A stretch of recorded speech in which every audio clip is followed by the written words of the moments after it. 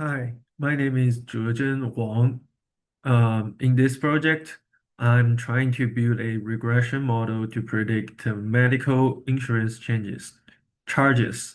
I started by loading the training and tested dataset and separating the target variable, which is medical changes from the predictors. First, I built a pre-processing and modeling pipeline. For pre-processing, I separated categorical and numerical features. I used the one-hot encoder for categorical variables like sex, the region, and standards. S- Scalaper for numerical variables such as age, BMI, and number of children. I implement this using a column transformer inside a pipeline, so pre-processing will be applied correctly during both training and prediction.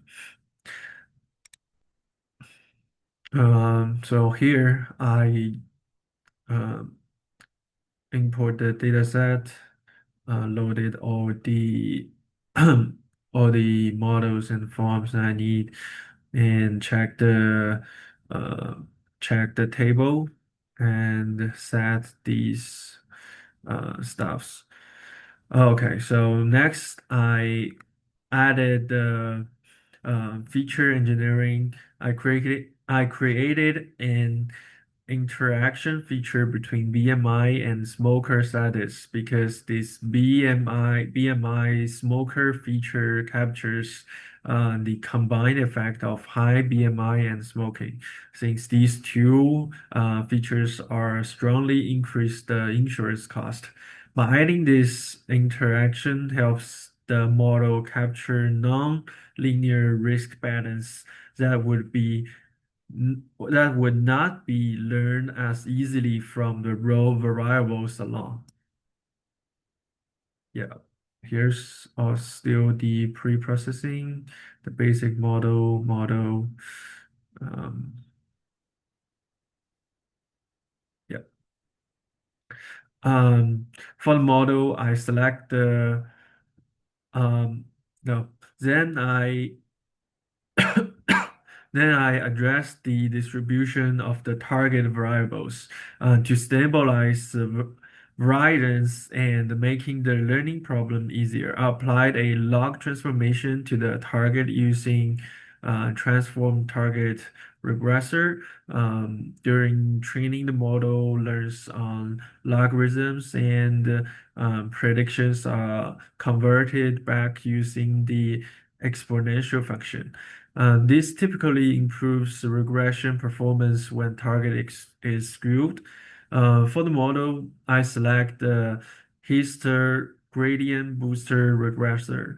I choose this because gradient booster models are strong performers on um, table data and can capture non-linear relationships and feature interactions automatically.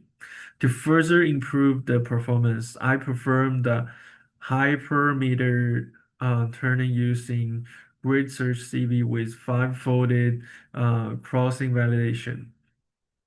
I turned parameters include learning rate, maximum tree depth, and the minimum samples per leaf. This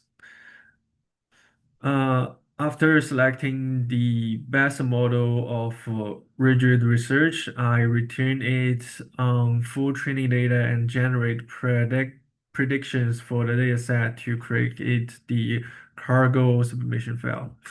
To evaluate the model fit, I have used several complementary methods rather than relying on a single metric.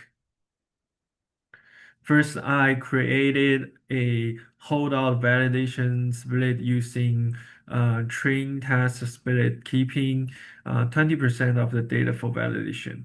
After fitting the turn model on the training split, I predict on the validation split and compute mean squared error.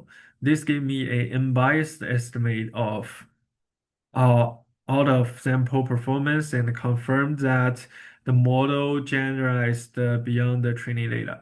I also use cross validation inside the grade search CV. This reduces the variance in the performance estimate and helps prevent overall fitting to any single split.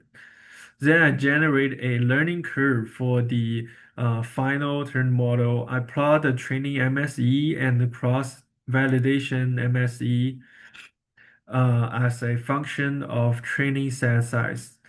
For the learning curve, I observed that both the training error and validation error decreased rapidly as training size increased. So I begin to level off and move closer together, and the gap between the curves become relatively small at larger sample size, which suggests that overfitting was limited and the model um, has reasonably good bias variance balance. If there had a if there had been a larger gap, that would indicate overfitting. If both errors are high, that would indicate a underfitting. So right now it's all good. In summary, I improved the regression performance by combining structure, the pre-processing, feature engineering with a interaction term, target transformation using a log scale, uh, a gradient booster model, and systematically high parameters turning with cross validation.